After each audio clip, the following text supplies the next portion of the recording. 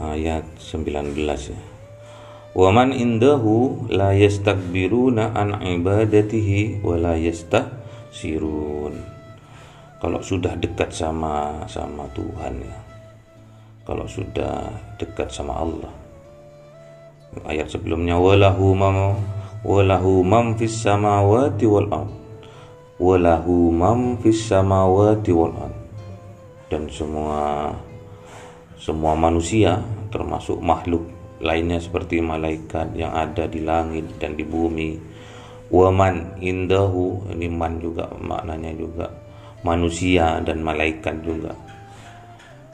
Kalau sudah dekat sama Robnya, kalau sudah dekat sama Tuhannya, la yastakbirun, dia tidak sombong, tidak takabur. Dalam apa? An ibadatihi, dalam ibadah-ibadahnya, dalam amal-amalnya, dia tidak sombong,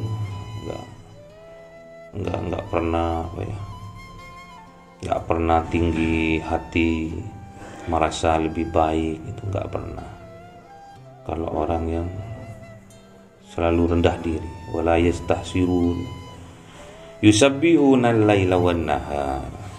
Juga malaikat-malaikat itu demen, maksudnya senang sama orang-orang yang dekat sama Tuhan, yang tidak sombong dan selalu beribadah, beramal soleh. Sama para malaikat itu yusabbihuna al-laila, ditasbihkan kepada Allah itu. Jadi sampean enggak usah bertasbih, sudah diwakili sama malaikat. Wan nahar, malam dan siang, ditasbihkan terus sama Allah sampean itu. Karena sampean tidak sombong, rendah hati, low profile, rendah hati, tawadhu. Banyak juga di ayat-ayat lainnya juga sudah ditasbihkan, sudah ditahmidkan, juga diistighfarkan, dimintakan ampun pada Allah. Untuk sampean-sampean yang selalu dekat sama Allah. Dan sampean enggak usah beristighfar, malaikat sudah mengistighfarkan. Sampean enggak usah minta ampun sama Allah. Para malaikat di langit, di bumi, semua beristighfar, mintakan ampun orang-orang yang selalu beramal soleh. Yakini itu sampean. Kalau gitu enggak usah istighfar, Pak. Iya, enggak gitu. Lebih jos kalau sampean istighfar 1000 kali, astagfirullahaladzim. Terus tadi malam juga ada seorang Pak Haji, juga seorang pengusaha bertanya tadi malam, gimana supaya usaha saya itu lancar. Dia doakan usahanya milik teman-temannya juga lancar. Oh gitu, iya. Bangun tengah malam doa sudah. Ya Allah, lancarkan usahanya teman-teman saya, saudara-saudara saya, seiman, seislam, punya keuntungan yang luar biasa, lancar usahanya. Oh gitu. Iya, karena ada malaikat rahmat. Setiap kita mendoakan orang lain, bukan mendoakan diri sendiri. Setiap kita mendoakan orang lain, pasti di atasnya ada malaikat rahmat yang akan menjawab doanya sampean itu. Misalkan sampean minta temannya dilancarkan usahanya, malaikat itu jawab, iya, akan aku sampaikan kepada Allah doamu ini dengan cepat, tapi sebelum aku melancarkan usahanya temanmu, aku akan lancarkan usahamu dulu. Itu jawabannya malaikat. Sampean juga mintakan ampun muslimin, muslimat, mukminin, mukminat, dijawab juga sama malaikat. Iya, akan aku sampaikan dengan cepat kepada Allah untuk mengampuni muslimin, muslimat, mukminin, mukminat, tapi terlebih dahulu aku pastikan kamu dulu yang diampuni. Jadi sampai kalau mendoakan orang lain, sebetulnya itu ribon yang seperti bal blacken itu, semakin dibanting mendalnya semakin tinggi. Jadi kekuatannya tambah hebat kalau tatkala kita mendoakan orang lain. mendoakan orang lain lancar usahanya, mendoakan orang lain kaya raya, dermawan. Iya, doanya temanmu, doa untuk temanmu akan aku sampaikan kepada Allah dengan cepat. Tapi sebelum kami, katanya malaikat itu kami, sebelum kami mengabulkan doamu itu, aku akan membuat kamu kaya raya terlebih dahulu. Terus kita nggak usah berdoa, ya nggak gitu. Kita berdoa, tapi dalam doanya kita selipkan untuk doa orang lain. Harus kita selipkan itu doanya.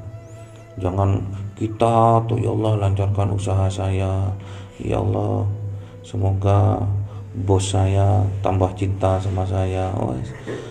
Terlalu mementingkan diri sendiri.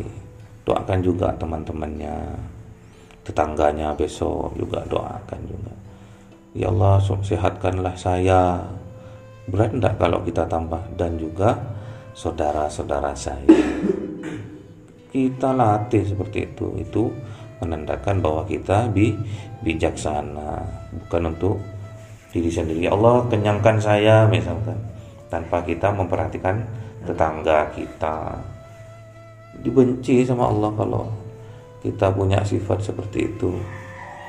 Bahkan tidak termasuk orang yang beriman kalau kita sampai membiarkan tetangga kita kelaparan. Yang penting kan awak, yang penting kan nawak. Awak itu apa? Nakah. Kalau dibolak-balik.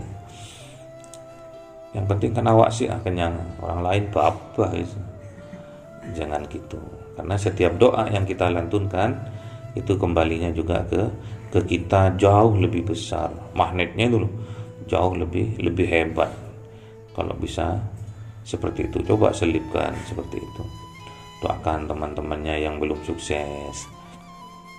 Doakan teman-temannya yang belum sergap dalam ibadah. Didoakan. Barokahnya kembali ke sampean semua. Baik kembali kepada diri sampean, jelek juga kembali pada diri kita masing-masing. Harus termotivasi untuk berbuat soleh, untuk supaya tidak takabur, supaya tidak tinggi hati, supaya tidak sombong dalam hal ibadah, dalam hal beramal soleh. Caranya seperti itu. Selipkan dalam doa-doa kita untuk mendoakan orang lain. Lebih bijak, nggak ada yang disuruh, nggak ada yang menyuruh sampean doakan temannya, apalagi khusus temannya sampean khusus. Ya Allah si Siti itu, ya Allah kasihan, ya Allah kenapa cantik-cantik belum punya jodoh, dekatkanlah jodohnya ya Allah. Didoakan temannya itu, temannya apalagi temannya muslimah, didoakan ya Allah. Seandainya saya nggak punya istri misalkan,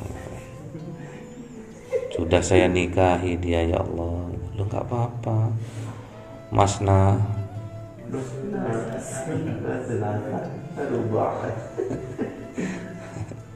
Viral nanti sampai belum nikah udah Masna,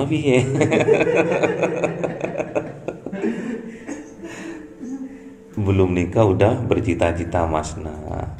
Soal mimpi ya berarti ya. Nikahnya dalam mimpi. Kalau nikahnya dalam mimpi gak boleh dibawa ke kenyataan itu. Kamu lo jadi istriku tadi malam, wah. Nggak boleh. Mimpi itu kembangnya orang tidur. Ya buat senang-senang aja lah. Buat senang-senang, jangan ditafsiri ya. Jangan ditafsiri, jangan ikut-ikutan. Ada seorang ulama didatangi seorang perempuan. Ya Syekh, saya hamil. Loh, hamil? Siapa suaminya? Saya bermimpi dalam tidur saya bahwa panjenengan suaminya. Oh iya, itu anak saya. Langsung gitu ya. Kiainya langsung gitu. Cantik. Ya saya hamil. Loh iya. Terus dalam mimpi saya panjenengan suami saya. Oh iya itu anak saya. Langsung gitu. Jadilah Kiai Khalil As'ad Syamsul Arifin.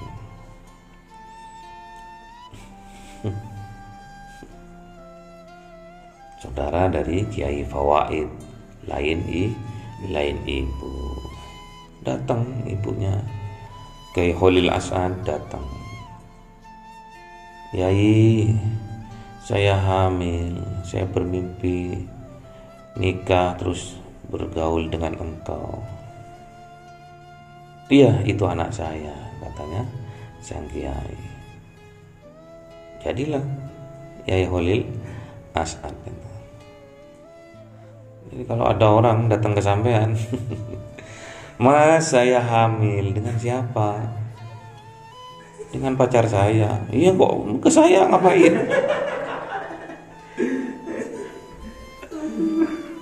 Karena pacar saya nggak tanggung jawab, Mas. Tolong tanggung jawab sampean. Loh, salah. Itu bukan anak saya, gitu kan.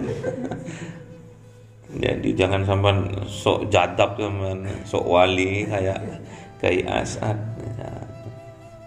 Oh iya itu anak saya. Was. Dosa sampean seumur hidup. Jangan niru-niru ya. Hal yang jadab gak boleh ditiru.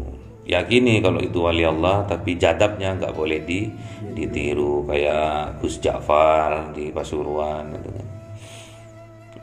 Gak sholat, tapi fatwanya nyejukkan. Gak pernah pakai baju, cuma pakai celana pendek terus, tapi dikir terus. Sampai mau niru, rusak alam niru. Saya niru Gus Ja'far, Pak. Loh kenapa? Pakai celana pendek. Sampai celana pendek nggak pakai baju. Nggak boleh ditiru jadabnya. Gus Ja'far nggak pernah sholat, Pak. Wali kan katanya orang. Saya mau niru nggak sholat, loh, nggak boleh. Jadabnya nggak boleh ditiru. Fatwanya yang baik diambil, nggak boleh ditiru jadabnya. Nggak sembarangan itu. Anaknya kiai besar, ulama besar, siapa Allah dipilih untuk menjadi walinya, bisa aja. Jadi sampean nggak boleh memandang Gus, kiai, ulama yang jadab terus sampean jadikan panutan, nggak boleh. Mintakan doanya aja. Karena nggak ada kepentingan mereka itu sama kita, itu nggak ada kepentingan. Terus dia nggak sholat, nanti aku kalau ketahuan nggak sholat nanti aku nggak keramat lagi, nggak ada yang sowan ke aku. Nggak ada pikiran seperti itu.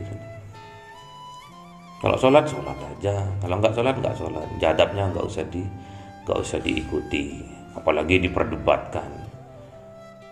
Nggak ada wali seperti apapun, nggak ada yang nggak sholat, pasti sholat.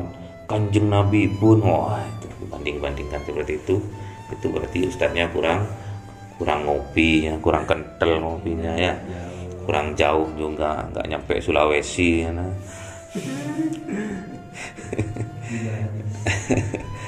Jadi nggak usah, kalau wali jadabnya nggak usah ditiru. Kalau ditiru kesungguhannya, zikirnya kalau bisa. Iya Pak, Kanjeng Nabi aja sholat 5 waktu ya Pak, sampai sholat tahajud sampai kakinya bengkak ya Pak. Semenjak kapan Kanjeng Nabi itu kebengkak kakinya itu? Tanya sampean itu. Jangan diem aja. Iya ya, Kanjeng Nabi sholat tahajud, katanya Siti Aisyah, istrinya kakinya bengkak. Sejak kapan kakinya Kanjeng Nabi itu bengkak itu, sejak kapan? Nanya sampean. Apa akhir-akhir mau meninggal? Atau mulai dari awal dia itu udah bengkak kakinya kalau sholat? Tanya gitu. Ada masanya. Sejak kapan Kanjeng Nabi itu zikirnya jahar? Dan sejak kapan Kanjeng Nabi itu zikirnya sir? Sejak kapan? Ada timingnya masing-masing. Kalau sampean tak ajak zikir sir ngantuk turu kabeh sampean itu. La rabbi subhanallah, subhanallah, subhanallah. Hilang sampean makna. Wah, gini semua sudah. Ngiler-ngiler semua nanti. Gitu. Disesuaikan dengan makom, disesuaikan dengan makan, disesuaikan dengan situasi dan kondisi pada saat itu. Kanjeng Nabi memang jahar awalnya. Satu, niatnya untuk mengajari ini loh cara zikir pertama kali. Kanjeng Nabi pol, sinyalnya pol sama Allah. Sekarang kiai sekarang jangan ngikut-ngikut. Sinyalnya sama Allah ya kalau ada sinyalnya, kalau nggak ada blasnya sinyalnya sama Allah, nggak ada setrumnya blas, cuma dikir toh diperbagus. La ilaha illallah kayak yo tapi nggak ada sambungan ke Allah. Nggak boleh seperti itu ya. Harus betul-betul sungguhan menyayangi sesama, harus sungguhan. Bahkan Allah bilang menyayangi atau ikut senang terhadap miliknya saudaranya. Kita kalau nggak ikut senang, kita juga nggak dikatakan beriman sama Allah itu ya. La mu'min ahadukum hatta yuhibbu li akhihi ma yuhibbu li nafsihi. Harus seperti itu. Jangan ikut-ikutan. Loh kenapa Bapak udah tahu kalau Kanjeng Nabi akhir-akhir hayatnya zikirnya sir, terus Bapak kok nggak ikut yang sir aja? Kalau Bapak ikut yang sir, sampean tidur semua sampean. Kalau perlu saya tuh dikir jahar terus bawa semprotan untungnya. Ya Rabbi subhanallah, subhanallah. Semprot. Siapalah Bapak ini? Setrumnya enggak terlalu besar, sinyalnya kadang ada, kadang enggak. Kalau di WA masuknya lama. Sinyalnya ada, enggak. Zikirnya belum tentu masih diterima. Kalau Kanjeng Nabi pasti, karena Kanjeng Nabi hafiz indallah. Kanjeng Nabi itu gitu, terjaga. Kanjeng Nabi itu hafiz, Kanjeng Nabi. Cuma sampean. Kalau kita apa? Keturunan bukan, ulama bukan, terus dikirnya mau yang sir. La rabbi anta maulana, subhanallah. Tidur lo sampean itu apalagi subuh habis. Jahar aja tidur apalagi sir sampean, apalagi sirri tambah ngorok sampean. Jadi jangan pernah menyalahkan amaliyah yang tidak sama dengan kita. Amaliyahnya sana jahar, sini sir, terus yang sir menyalahkan jahar, yang jahar menyalahkan sir, nggak boleh. Kita harus bijak. Was'alu ahla dzikri in kuntum la ta'lamun. Allahumma arhamna bil Qur'an waj'alhu lana imama wa nura wa huda wa rahmah. Allahumma dzakkirna minhu ma nasina wa 'allimna minhu ma jahilna warzuqna tilawatahu ala al-laili wa atrafan nahar waj'alhu lana